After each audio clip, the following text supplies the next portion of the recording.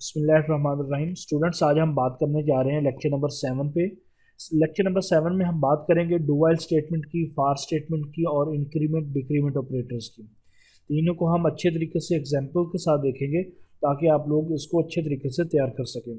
उससे पहले स्टूडेंट्स, हमने बात की थी वाइल लूप की पिछले लेक्चर्स के अंदर। वाइल लूप में आपने देखा था कि सबसे पहले कंडीशंस हम लिखते थे, उसके बाद हम स्टेटमेंट लिखते थे। हम कहते थे कि जब तक ये कंडीशन दुरुस्त है तो ये काम करो, ठीक है।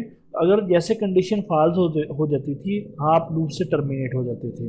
आप ज़रा उसका फ्लो चार्ट दोबारा फिर हम देख लेते हैं ताकि आपको समझ आ जाए कि यानी पहले स्टार्ट के बाद जो भी आपकी इनपुट आउटपुट होती थी होने के बाद, उसके बाद कंडीशन लगाते थे कि if your condition is true then this statement will be execute, ठीक है। और आपने ये काम उस वक्त तक एग्जीक्यूट होते रहना था ये स्टेटमेंट ने, जब तक आपकी कंडीशन दुरुस्त रहती थी। जैसे ही आपकी कंडीशन फॉल्स होती थी तो आप लूप से एग्जिट हो जाते थे। तो अब देखें, अगर आपकी कंडीशंस पहली बार ही गलत हो जाती थी, यानी यूज़र कंट्रोल आया, कंट्रोल ने आके सबसे पहले कंडीशन को चेक करना है। अगर आपकी कंडीशन दुरुस्त होती है तो वो आपकी नेक्स्ट स्टेटमेंट एग्जीक्यूट करता है जो लूप के अंदर होती है, वरना वो आपकी स्टेटमेंट को एग्जीक्यूट नहीं करता। अगर आपकी कंडीशन पहली बार ही फॉल्स हो जाए, यानी पहली बार ही फॉल्स हो जाए, तो लूप पहली दफ़ा ही एग्जिट हो जाएगा। ये आपकी जो स्टेटमेंट है जो आपकी कंडीशन पे डिपेंड कर रही थी कि if your condition is true then this statement will be executed, ये स्टेटमेंट एक बार भी एग्जीक्यूट नहीं होगी। तो स्टूडेंट्स, ज़रा आप देख रहे हैं कि देखें, कंट्रोल आया, उसने कंडीशन को चेक किया, या अगर आपकी कंडीशन ट्रू हो गई तो आप ये स्टेटमेंट को एग्जीक्यूट करेंगे और फिर वापस जाके दोबारा फिर वो कंडीशन को चेक करेगा। कंडीशन अगर फिर ट्रू है फिर स्टेटमेंट एग्जीक्यूट होगी। अगर फर्ज करेंगे पहली बार ही जैसे कंट्रोल आया तो ये आपकी कंडीशन पहली बार ही फॉल्स होगी, तो आपका लूप टर्मिनेट हो जाएगा, ये स्टेटमेंट ज़ीरो टाइम चलेगी। तो आपने ये देखा था कि जो वाइल लूप था वो ज़ीरो टाइम या मैनी टाइम चलता है। तो हम ये चाहते हैं कि हमारा जो लूप है वो ज़ीरो टाइम की बजाय कम से कम, अगर हमारी जो कंडीशन है वो पहली बार भी गलत हो जाती है तो फिर भी हमारी जो स्टेटमेंट है वो कम से कम एक बार तो चलनी चाहिए। हमें उसका कुछ ना कुछ रिजल्ट तो पता चलना चाहिए। तो उसके लिए हम डू वाइल लूप का इस्तेमाल करते हैं। वाइल लूप में ये था कि वाइल यानी जब तक ये कंडीशन है तो ये काम करो, ठीक है। डू में क्या है, डू में ये पहले आता है डू वाइल, कि जब ये काम करो जब तक ये कंडीशन है। मेरे ख्याल में आप लोग समझ रहे होंगे कि डू वाइल का डू का मतलब होता है करना, ये करो कब तक, जब तक ये है। तो इसमें पहले आप ज़रा इसका सिंटेक्स भी देखें, तो डू लिखेंगे, उसके बाद आप अपनी स्टेटमेंट लिखेंगे। स्टेटमेंट लिखने के बाद आप क्या करेंगे, फिर आप कंडीशन लगा देंगे। जैसे स्टेटमेंट ख़त्म होगी, स्टेटमेंट की बॉडी से बाहर आके आप करेंगे वाइल कंडीशन। देखें यहाँ पे सेमीकोलन हमने लगाना है, ठीक है। आपने आज तक जितने भी ये कंडीशन लगाई थी तो उनके आखिर में आप सेमीकोलन नहीं लगाते थे। ज़रा मैं आपको पीछे लेकर जा रहा हूँ, आप ज़रा वाइल लूप का भी सिंटेक्स देख लें, ठीक है, ताकि आप लोगों को अच्छे तरीके से कंसेप्ट कवर हो सके आपके। तो यहाँ क्या करते थे, देखें वाइल कोई भी आप कंडीशन लगाते थे, उसके बाद ब्रेसेस ओपन क्लोज। देखें आपको कंडीशन यहाँ कोई आपको सेमीकोलन नहीं मिलेगा। तो ये बात याद रखनी कि वाइल लूप के एंड पे आपने सेमीकोलन नहीं लगाना, ठीक है। लेकिन डू वाइल में जब आप कंडीशन लगाते हो तो उसके आखिर में सेमीकोलन लगाना है। तो ज़रा वाइल लूप का सिंटेक्स आप देख लें। वाइल आगे जो भी कंडीशन लगाने लगाएं, उसके बाद ब्रेसेस ओपन क्लोज, यानी जब तक ये कंडीशन है तो ये काम करो, ठीक है। तो यहाँ डू वाइल में अब आप आ जाए। डू वाइल में क्या है कि पहले डू आता है, उसके बाद आपकी वो स्टेटमेंट आ जाती है। स्टेटमेंट के बाद आपको फिर कंडीशन लगाने का कहा जाता है वाइल कंडीशन, यानी ये करो जब तक ये है। तो यहाँ पर आप ये सेमीकोलन है, ये आपने ज़रा नोट कर लें कि ये सेमीकोलन आपने हर सूरत में यहाँ पे लगाना है। अच्छा, ये बिल्कुल ये सारी डिटेल इसमें वही कह रहे हैं कि here the see that condition is tested after the executing the statement of the loop body, thus the loop body is executed at least once and then the condition in do while statement is tested। यानी पहले क्या होगा कि सबसे आएगा statement को execute करेगा। अगर आपकी स्टेटमेंट ट्रू साबित हो जाती है तो आपकी कंडीशन चेक करेगा। अगर आपकी कंडीशन ट्रू हो जाएगी तो फिर दूसरी दफ़ा वो स्टेटमेंट को एग्जीक्यूट करेगा। तो if it is true the execution of the loop body is repeated, ठीक है, अगर ये ट्रू हो जाती है तो आपकी जो एग्जीक्यूशन है जो लूप बॉडी की वो दोबारा रिपीट हो जाएगी, ठीक है। In case it prove otherwise then the control goes to statement next to do while statement. अगर ये फॉल्स हो जाती हैं तो वो इसको टर्मिनेट करके वो आगे चला जाएगा, आपका जो कंट्रोल होगा। This structure describe execute the statement in close embraces in do class when the condition in while class is true. तो इसका ये मतलब है कि अगर आपकी जो स्टेटमेंट है देखिए, the structure describe execute the statement in close embraces in do class when the condition in while class is true. तो इसका ये मतलब है कि आपकी जब कंडीशन ये ट्रू हो जाएगी तो जो डू क्लास के अंदर स्टेटमेंट लिखी हुई है ना उसको वो एग्जीक्यूट करेगा, और जब तक ये कंडीशन ट्रू होती रहेगी वो बार बार एग्जीक्यूट होती रहेगी स्टेटमेंट को। अच्छा, broadly speaking in while loop में the condition is tested at beginning of the loop before the body of the loop is performed, where in do while loop में the condition is tested after the loop body is performed. तो यहाँ आपने ये देख लिया कि जो आपकी वाइल लूप है उसमें आपकी कंडीशन पहले टेस्ट होती थी, उसके बाद स्टेटमेंट एग्जीक्यूट होती थी, और डू वाइल लूप में आपकी जो पहले आपकी स्टेटमेंट एग्जीक्यूट होती है उसके बाद आपकी कंडीशन टेस्ट होती है। तो ज़रा यहाँ पे आप लूप भी देख लें, इसका फ्लो चार्ट भी देख लें, डू वाइल, ठीक है।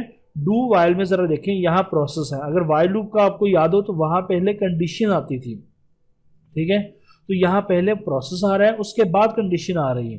देखें, अगर आपकी कंडीशन पहली बार भी गलत होगी तो ये स्टेटमेंट कम से कम एक दफ़ा एग्जीक्यूट हो जानी है।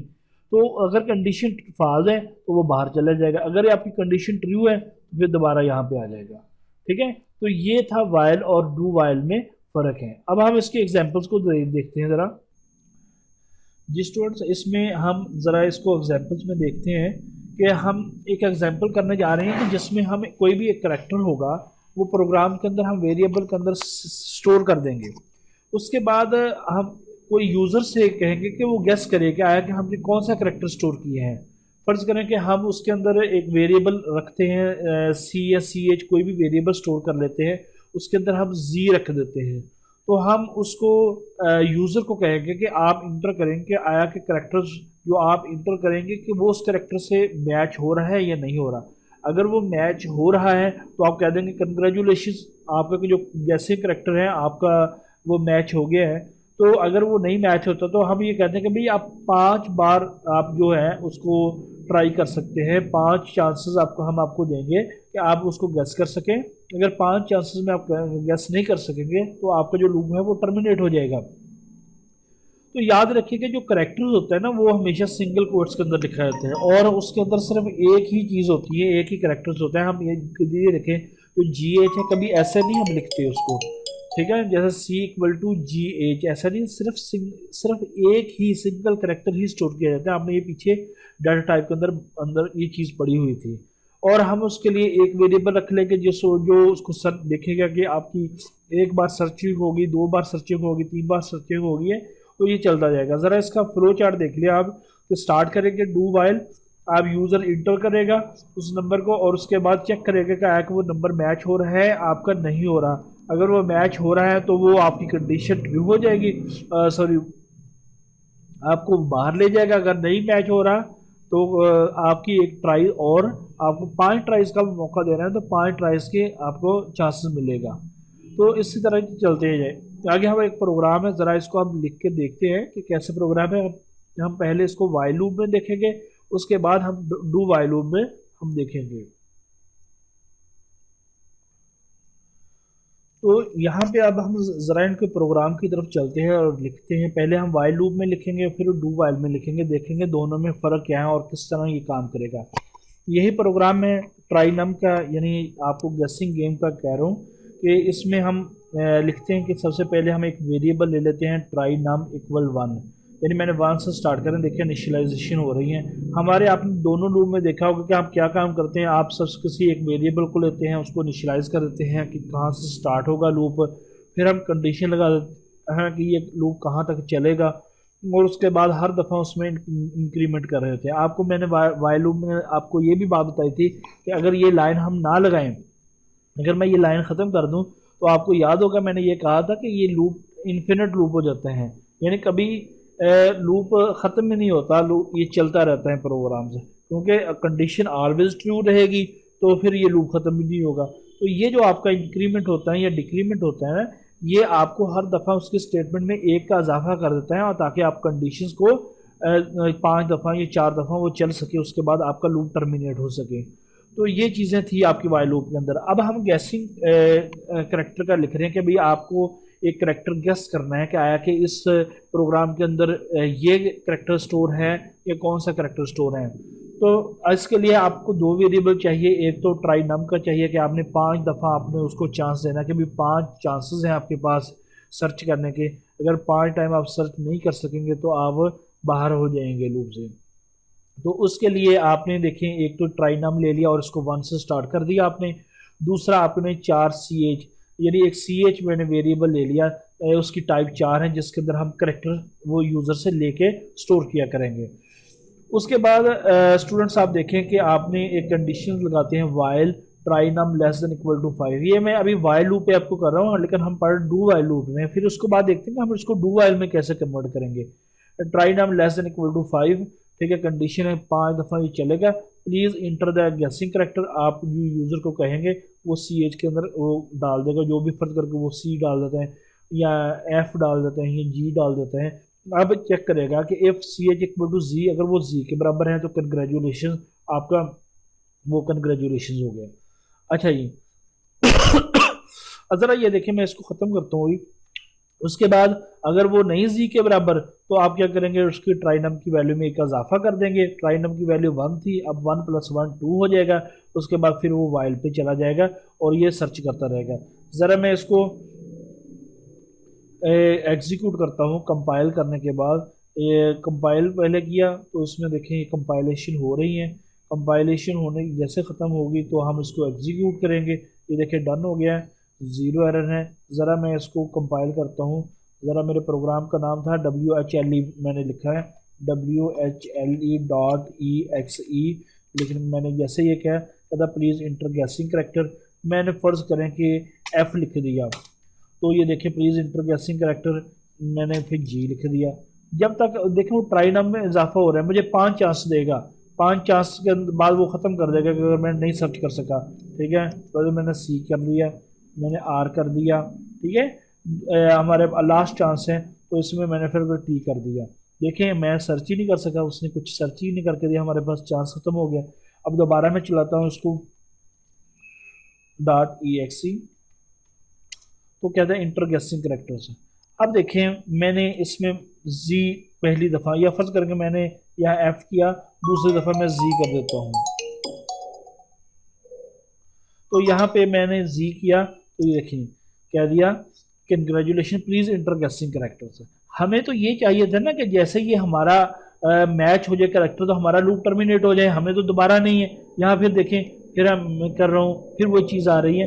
हम ये चाहते हैं 5 दफ़ा ये फिर भी हमारा प्रोग्राम चल रहा है। हम ये चाहते हैं कि जैसे भी गैस हो जाएगा, हमारा करेक्टर मैच हो जाए तो आप बाहर आ जाए बिल्कुल वहाँ से। ठीक है, यानी कंग्रेचुलेशन आया, आप लूप से बाहर आ जाए, हमें तो दोबारा ज़रूरत ही नहीं है। तो उसके लिए तो हमें ये होगा ना कि जब हमारा ये ट्राई नम की वैल्यू 5 से ज़्यादा होगी तो फिर ही हम बाहर आएंगे ना, बेशक वो चल भी रहा है। तो इस मकसद के लिए यहाँ मैं एक जो आपके वेरिएबल है try num equal to 6 set कर देता हूँ कि अगर हमारा ये मैच हो जाता है तो ये मैसेज प्रिंट होगा। उसके बाद ट्राई नम की वैल्यू 6 सेट हो जाएगी, पुरानी वैल्यू क्या थी कहाँ गई कोई रिकॉर्ड नहीं है। उसके बाद देखें अगर आपकी एक कंडीशन चलती होती है ना एफ एल्स के अंदर, अगर आपकी ये इफ कंडीशन मैच हुई है और मैच होने के बाद एल्स स्किप हो जाएगी और आप यहाँ से उठ के दोबारा वाइल पे जाएंगे तो ट्राई नम की वैल्यू तो 6 सेट हो चुकी है। यहाँ जैसे 6 सेट हो चुकी है तो आप क्या हो जाएंगे, आपका लूप टर्मिनेट हो जाएगा, कंडीशन फॉल्स हो जाएगी, आपका लूप टर्मिनेट हो जाएगा। अब जरा मैं अब दोबारा इसको चलाता हूँ, ये पहले ख़त्म हो जाए। ठीक है, जैसे मैं इसको दोबारा क्लियर स्क्रीन करता हूँ, मैं दोबारा इसको चला रहा हूँ .exe, तो इंटर गैसिंग करेक्टर फर्स्ट करके मैंने W किया, नहीं मैच किया, जैसे मैंने Z किया देखिए, सॉरी इसको दोबारा कंपाइल हमें करना पड़ेगा।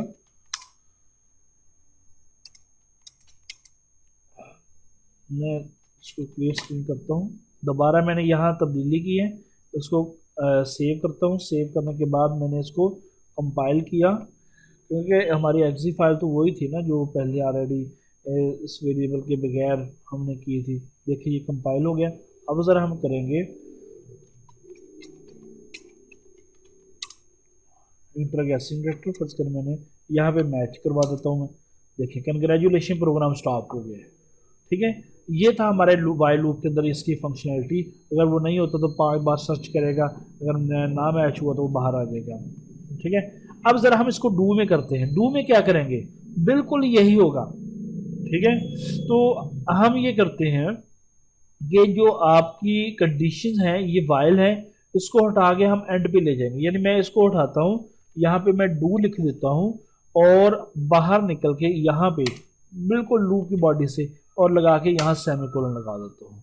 लो जी, अब हमारा ये डू वाइल लूप बन गया है। ठीक है, तो डू पहले ये स्टेटमेंट एग्जीक्यूट होगी, उसके बाद कंडीशन आपकी चेक होगी। देखें बिल्कुल ये हमारा प्रोग्राम है। Do please inter guessing character, ठीक है, CHG। यानी पहली बार ही वो आपकी कंडीशन ही चेक करेगा। यही था हमारा आपका जो लूप का था, ये वाई लूप थी। तो इसमें हम ज़रा देखेंगे, यहाँ ट्राइनम 6 है। अगर मैं यहाँ पे ट्राइनम की वैल्यू, बिजी हो गया हमारा सिस्टम,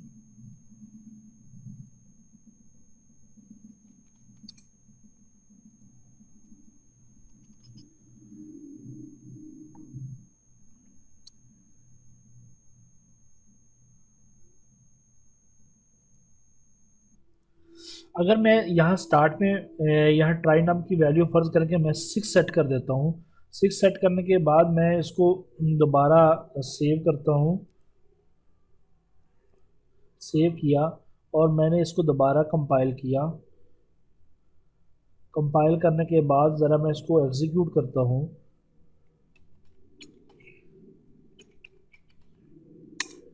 देखें ये एक बार भी एग्जीक्यूट नहीं होगा, क्योंकि ये देखें जैसे कंट्रोल आएगा, कंट्रोल ने कहा तो ट्राई नम की वैल्यू 6 है, जैसे कंडीशन चेक की, कंडीशन आपकी पहली बार ही गलत होगी तो ये कंट्रोल कितनी दफ़ा एग्जीक्यूट होगा, 0 टाइम। ठीक है, तो हम ये कहते थे कि जो हमारा प्रोग्राम है अगर कंडीशन फाजर कम से कम एक दफ़ा तो चले, तो उसके लिए हमने डू वाइल लूप को इस्तेमाल किया कि ये डू है, बिल्कुल काम वही करना है सब कुछ, सिर्फ मैंने अभी बताया कि इसमें फ़र्क क्या है। ठीक है, यानी हम यहाँ डू लिख देते हैं और कंडीशन को उठा के एंड पे ले जाते हैं, बिल्कुल काम वैसे कर रहा होगा। अगर यहाँ मैं आपकी ट्राई नम की जो वैल्यू है वो यहाँ पे मैं 6 सेट कर देता हूँ। ठीक है, अब ज़रा मैं इसको सेव करके दोबारा इसको कंपाइल करता हूँ। कंपाइल हो गया और इसको एग्जीक्यूट करता हूँ मैं। देखें फिर ये एक दफ़ा हमारा चल जाएगा। कंपाइल किया मैंने इसको, मैं इसको डू, हमारा इसका नाम है do dot exe inter please guessing characters. अब फर्ज कर यहाँ तो अगर मैंने पहली बार ही जी दे दिया तो हमारा ये कंग्रेचुलेशन चल जाएगा। अगर फर्ज करके मैंने यहाँ नहीं दिया तो ये प्रोग्राम टर्मिनेट हो जाएगा, कि यानी इसमें कंट्रोल आया, एक दफ़ा उसने स्टेटमेंट को चला दिया और उसके बाद कंडीशन चेक हुई, अगर कंडीशन ट्रू हुई तो वो चलेगा वरना नहीं चलेगा। ठीक है, बिल्कुल यही सिचुएशन यहाँ पर है। तो यहाँ जैसे हम डू में ट्राई नम को मैंने 6 पहले ही सेट कर दिया, तो अब ये हमारा जो लूप है वो या तो ये 1 टाइम चलेगा। ठीक है, और कम से कम, क्योंकि पहली बार ही हमारी कंडीशन फॉल्स हो जानी है। तो जैसे हम इसको करेंगे तो यह देखिए डन हो गए हैं। ज़रा मैं इसको चलता हूँ, तो मैं इसका नाम रखा डू डॉट exe। देखिए प्लीज़ इंटर गैसिंग करेक्टर्स, यहाँ पर मैं दोबारा फिर इसको करता हूँ। फर्स्ट करें मैंने डी दिया, देखिए ये फॉल्स हो गया। तो ये हमारा यानी पहली बार एक कम से कम एक बार चला है। तो हमने वाइल और डू वाइल में दोनों में फ़र्क देख लिया। जो वाइल लूप है वो 0 टाइम और मैनी टाइम चलता है, यानी अगर पहली बार ही हमारी कंडीशन फॉल्स हो जाएगी तो ये 0 टाइम चलेगा। हो सकता है कि उसके बाद मैनी टाइम कंडीशन आपकी करेक्ट होती है तो आपके मैनी टाइम चलेगा। डू वाइल लूप हैं वो कम से कम एक बार चलता है, यानी अगर आपकी कंडीशन वन और मैनी टाइम होता है, तो अगर आपकी कंडीशन पहली बार भी गलत होती है तो फिर भी ये एक बार चलता है। दोनों के अंदर सिंटैक्स का क्या फ़र्क है ये भी आप लोगों ने देख लिया है कि यहाँ डू वाइल में वाइल के आखिर पे सेमीकोलन लगाते हैं और डू पहले आता है, बाद में कंडीशन लगाई जाती है। यार ज़रा आप दोनों में देखें कि दोनों में एक चीज़ कॉमन थी कि आप वाइल में जाएं या डू वाइल में जाएं तो देखें आपने डू वाइल में आ गए तो यहाँ पर भी आपको जो वेरिएबल है उसकी आपको पहले इनिशियलाइजेशन करनी पड़ती थी, यानी आप उसको एक दफ़ा कोई वैल्यू असाइन करते थे, उसके बाद आप इसको करते थे, कंडीशन लगाते थे और उसके बाद उसकी इंक्रीमेंट या डिक्रीमेंट होता था। ठीक है, इन वैल्यू में इंक्रीज़, क्योंकि अगर वैल्यू इंक्रीज़ नहीं करते थे हमारा जो प्रोग्राम था वो इन्फिनिट हो जाता था, वो चल कंडीशन कभी फॉर्म वाइल में आ जाए तो वाइल में भी हम क्या करते थे, आप पहले वैल्यू को स्टार्ट कहाँ से करनी है, फिर कहाँ तक जाएगी ये कंडीशन हम लगाते थे, उसके बाद इंक्रीमेंट होता था। यानी आपने देखा कि वाइल और डू वाइल में तीन चीज़ें तो हमें करनी ही पड़ती थी। एक ये कि आपने कहाँ से स्टार्ट करना है और कहाँ तक जाना है और हर दफ़ा उसकी वैल्यू को इंक्रीज़ करवाना है आपने, तो ये तीन चीज़ें हमें करनी पड़ती थी। तो अगर हम हर लूप के अंदर ये चीज़ करनी पड़ती, तो अगर हम तीनों को एक ही लाइन में इकट्ठा रख दें, ठीक है, तो हमारे पास एक नया लूप बन जाता है जिसे फार लूप कहते हैं। ज़रा हम अपने बुक की तरफ चलते हैं, यहाँ पे देखें ये हमने सारा डू वाइल लूप कर लिया। अब आ जाएं फार लूप पे। फार लूप में क्या होता है कि आप एफ और फार कीवर्ड है इसके लिए, और पैरेंथेसिस ओपन क्लोज, आप तीनों चीज़ें जो इनिशियलाइजेशन है, कंडीशन है, ठीक है, और उनको एक ही लाइन में हम रख के ब्रेसेस पैरेंथेसिस क्लोज कर देते हैं, उसके बाद ब्रेसेस ओपन क्लोज के अंदर स्टेटमेंट रख देते हैं, तो यानी इनके दरमियान सेमीकोलन लिखते होते हैं। ठीक है, ज़रा यही इसी प्रोग्राम को हम ज़रा करते हैं जो अभी हमने लिखा था कि ये फर्ज करके वाइल वाला था, यहाँ पे हमने वन से स्टार्ट करते थे और ये कंडीशन थी। अगर मैं इनको सबको एक ही लाइन में कर दूं तो ज़रा देखते हैं कि हमारा यही वाइल लूप है वो फार में कैसे कन्वर्ट होता है। बस कुछ फ़र्क नहीं है, आप लोगों को समझाने के लिए मैं इसमें कर रहा हूँ। यहाँ हम वाइल की जगह पे मैं यहाँ फार लिखता हूँ, फार के बाद मैंने यहाँ जो ट्राई नम था, यहाँ तो डिक्लेयर हो गया था हमारा, तो यहाँ पे बस मुझे डिक्लेरेशन की ज़रूरत थी, तो यहाँ पे लिखता हूँ ट्राई नम इक्वल 1 से स्टार्ट होना है, सेमीकोलन। ठीक है, ये बात याद, try num less than equal to 5 और फिर सेमीकोलन, और जो आखिरी जो चीज़ थी हमारे पास यही जो try num equal to try num plus plus है, तो ये ज़रा यहाँ पे मैं उठा के इसको यहाँ पे ले आता हूँ।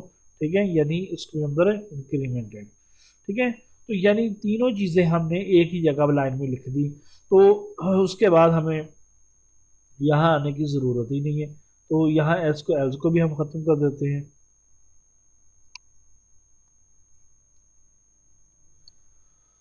तो अब क्या होगा, अब यही बिल्कुल ट्राई नम जैसे कंट्रोल आएगा फार लूप के अंदर इंटर होगा आके ट्राई नम पहले इनिशियलाइजेशन वैल्यू इनिशियलाइज होगी, उसके बाद कंडीशन चेक करेगा, अगर आपकी कंडीशन ट्रू हुई तो वो लूप इसमें इंटर हो जाएगा आपकी बॉडी के अंदर, उसमें कहेगा प्लीज़ इंटर कैसे करेक्टर, आप करेक्टर को इंटर करेंगे, वो इफ कंडीशन के जरिए चेक करेगा।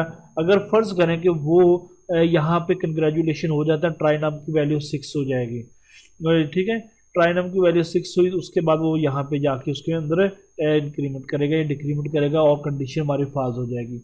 अगर फर्ज करके यहाँ पहली दफ़ा वो नहीं चलता यानी मैच नहीं होता, तो सी एच की वैल्यू क्या थी हमारे पास, वो मैच नहीं हुई, तो ट्राई नम की वैल्यू 1 थी, तो यहाँ से कंट्रोल सीधा चले जाएगा इस जगह पे। ठीक है, ट्राई इंक्रीमेंट पे, इंक्रीमेंट के अंदर क्या होगा, आप इंक्रीमेंट की वैल्यू जो है एक बढ़ेगी, 1 से 2 हो जाएगी, कंडीशन चेक करेगा, कंडीशन ट्रू है तो फिर यहाँ इंटर हो जाएगा।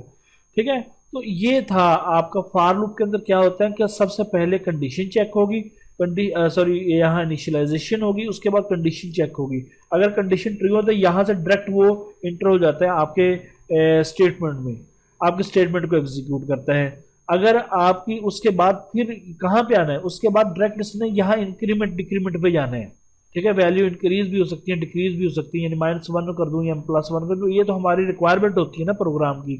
तो यहाँ से फिर कंडीशन पे आएगा, कंडीशन से यहाँ पे आ जाएगा। यानी ज़रा देखें, जो आपकी इनिशियलाइजेशन है वो एक ही दफ़ा उसने चेक करनी है। जब आना है ना कंट्रोल ने फॉर लूप में इंटर होना, तो इनिशियलाइजेशन एक ही दफ़ा उसने उसके बाद जाना है, उसके बाद कंडीशन से इधर आ जाना है। उसने ये इंक्रीमेंट को नहीं देखना पहली बार। जब वो एक दफ़ा कंडीशन दुरुस्त होने के बाद वो यानी लूप स्टेटमेंट में गुजर के दोबारा फिर उसने इंक्रीमेंट पे जाना है, ठीक है, या डिक्रीमेंट पे जाएगा, उसके बाद कंडीशन पे जाना है, ठीक है, कंडीशन से फिर इंटर हो जाना। जैसे कंडीशन फॉल्स हो जाएगी वो लूप से टर्मिनेट हो जाएगा। हम इस इंक्रीमेंट को जो है ना +1 है, तो हम इसको ऐसे भी लिख सकते हैं, इंक्रीमेंट प्लस प्लस, यानी मैं इसको मजीद शार्ट कर देता हूँ, ठीक है, सेमीकोलन, ठीक है, ट्राइनम प्लस प्लस। तो यानी ये देखें, ये इंक्रीमेंट हो रहा है, कंडीशन हो रही है, इनिशियलाइजेशन हो रही है, तो हमने तीनों चीज़ों के एक ही लाइन में प्रो दिया था, ये फॉर लूप का हमारा सिंटेक्स बन जाता है। ठीक है, ज़रा हम किताब की तरफ चलते हैं। ये सारा का सारा यहाँ आपको देख रहे हैं, काउंटर 0 से <10, काउंटर इक्वल टू काउंटर +1 है, और काउंटर प्लस प्लस जो मैंने अभी आपके प्रोग्राम में आपको दिखाया है ना, कि यहाँ प्लस प्लस प्लस प्लस का मतलब है, अभी हम पढ़ेंगे इंक्रीमेंट डिक्रीमेंट ऑपरेटर क्या होता है। आप इसमें देखेंगे कि ये प्लस प्लस एक, इसका मतलब ये होता है कि आप उस वेरिएबल की वैल्यू में एक का इजाफा कर दो, ठीक है। इस तरह माइनस माइनस भी लिख सकते हैं कि उसकी वैल्यू में एक की कमी कर दो। ज़रा हम अपनी बुक की तरफ जा रहे हैं, तो ये सारी चीज़ें आप ज़रा देख लें। मैंने अभी समझा दिया कि 0 से स्टार्ट होगा, काउंटर की वैल्यू प्रिंट होगी, उसके बाद फिर जाएगा प्लस प्लस पे जाएगा, ठीक है, वहाँ से फिर कंडीशन चेक करेगा। ये प्रोसेस ऐसे होता रहेगा, ठीक है। यानी पहले आया इनिशियलाइजेशन, कंडीशन और स्टेटमेंट में चला गया, स्टेटमेंट से बाद आपका काउंटर प्लस प्लस पे गया और वहाँ से फिर कंडीशन पे आया, ठीक है। तो ये चीज़ें मेरे ख्याल में आप समझ गए होंगे कि फॉर लूप कैसे काम करता है। ये सारी चीज़ें लिखी भी हैं, आप इसको पढ़ लीजिएगा। ये मैंने आपको उधर गैसी करैक्टर वाला ही प्रोग्राम दिखा दिया, आप इसको भी देख लें अपनी किताब में से जो प्रोग्राम लिखा हुआ है, ठीक है, बड़ा इंपॉर्टेंट है। हाँ, आपने कोई भी टेबल लिखना है, बड़े मज़े से आप आसानी से आप टेबल लिख सकते हो यहाँ पे, ठीक है। कोई भी टेबल आपने फ़र्ज़ करें लिखना है, तो उसके लिए सबसे पहले आप वेरिएबल डिक्लेयर करेंगे, ठीक है। उसके बाद आप उसके फॉर लूप के ज़रिए अपना टेबल प्रिंट करवा देंगे। ज़रा मैं आपको इसका करवा ही देता हूँ कैसे इसको करना है आपने। ये टेबल लिखने के लिए एक प्रोग्राम लिखते हैं फॉर लूप में। यहाँ आयो स्ट्रीम, ये सारी चीज़ें ऐसे ही हैं। मैं दो वेरिएबल लूँगा, एक वो वेरिएबल जिसके अंदर मैं टेबल का बताऊँगा कि किस टेबल के बारे में मैं टेबल लिखना चाह रहा हूँ, किस नंबर के बारे में। दूसरा, आपको पता ही है टेबल का फॉर्मेट क्या होता है। जैसे कि 2 का टेबल लिखते हैं, 2 ज़रब 1 इक्वल टू 2, तो 2 ज़रब 2 इक्वल टू 4। तो इसमें 1 2 3 वो इंक्रीमेंट हो रहा होता है। एक वो नंबर ले लेंगे जिसके में हमने वैल्यू 1 से स्टार्ट करके ये 10 तक जानी है। तो प्लीज़ इंटर टेबल नंबर, वो टेबलों के अंदर डाल देगा। फिर आप 2 का टेबल लिखना चाह रहे हैं, 4 का टेबल लिखना चाह रहे हैं, 10 का टेबल लिखना चाह रहे हैं, इस तरह वो 1 से स्टार्ट होगा, 10 तक जाया करेगा, हर दफ़ा उसमें इंक्रीमेंट हो जाएगा। अब प्रिंट कैसे करवाना, सबसे पहले वो टेबल का नाम, फर्ज कर 2 का टेबल आपने लिखना है, 2, ठीक है, ज़रब, ठीक है, फिर 1, एन की वैल्यू 1 है, और इक्वल 2 ज़रब 1 2 आ जाएगा। ऊपर जाएगा एन की वैल्यू में एक इजाफा हो जाएगा, एन की वैल्यू 2 हो जाएगी। नीचे जाएगा टेबल की वैल्यू क्या है, आपके पास फर्ज कर 2 ही है, 2 ज़रब 2, ठीक है, इक्वल टू 4, ठीक है। ये इस तरह प्रिंट करेगा हर न्यू लाइन पे। ज़रा मैं उसको सेव किया, सेव मैंने कर लिया FWR के नाम से .cpp। अब मैंने कंपाइल कर लिया, ये कंपाइल भी हो गया हमारा पास, ठीक है। ज़रा आ जाए हम कमांड प्रॉम्प्ट में, वहाँ जाके चलते हैं FWR.exe। ज़रा देखिए प्लीज़ इंटर टेबल नंबर, फ़र्ज़ करें मैं कह देता हूँ मुझे 5 का टेबल लिख दें, देखें लिख दिया उसने 5 का टेबल, ठीक है। फिर मैं दोबारा इसको चलाता हूँ, मैं कहता हूँ FWR.exe, मैं इसको कह देता हूँ प्लीज़ इंटर टेबल, मैं कहता हूँ मुझे जी 15 का टेबल लिख दें, देखें 15 का टेबल लिख दिया। तो ये इस तरह आपने एक प्रोग्राम लिख दिया कि जिसमें आप कोई भी आप अपना टेबल लिख सकते हैं, ठीक है। ये फॉर लूप को इस्तेमाल करते हुए हमने टेबल लिख दिया। अब ज़रा आ जाए, ये फॉर लूप के बाद हम देखते हैं कि नेक्स्ट टॉपिक हमारा कौन से हैं। नेक्स्ट टॉपिक है हमारा इंक्रीमेंट और डिक्रीमेंट ऑपरेटर का है। इंक्रीमेंट और डिक्रीमेंट ऑपरेटर्स यानी वैल्यू को इंक्रीज़ करने के लिए, ये हम नेक्स्ट लेक्चर में लेकर चलते हैं ताकि आप उसको अच्छे तरीके से समझ सकेंगे। यहाँ तक हम सिर्फ डू वाइल लूप और फॉर लूप को ही कंप्लीट करते हैं। आप इसको अच्छे तरीके से देखिएगा और उनकी प्रैक्टिस करने की कोशिश कीजिएगा।